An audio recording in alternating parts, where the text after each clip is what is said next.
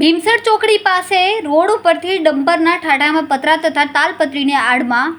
English બિયરનો જથ્થો મળીને કુલ કિંમત ₹25,93,360ના મુદ્દામાલ સાથે એક આરોપીને મોરબી ક્રાઇમ બ્રાન્ચ ઝડપી પાડ્યો. મોરબી એલસીબી તથા પેરોલ સ્ટાફને ખાનગી બાતમીના આધારે હળવદ તરફથી માળિયા તરફ એક ડમ્પર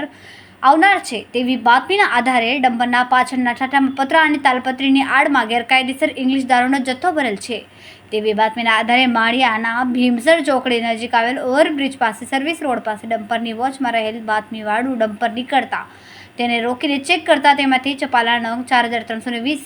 કિંમત ₹5,18,400 તથા બે અલગ અલગ બ્રાન્ડના બિયર નંગ 2,568, કિંમત ₹5,64,960 મળીને કુલ 10,83,360 મળી તથા અન્ય મુદ્દામાલ મળીને કુલ 25,93,360ના મુદ્દામાલ સાથે આરોપી ચુનીલાલ અમેદારામ હુડા રહે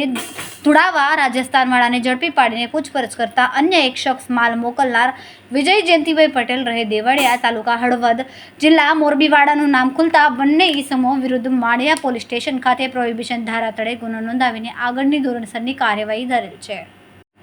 રિપોર્ટર વિશાલ ત્રિવેદી, હળવદ.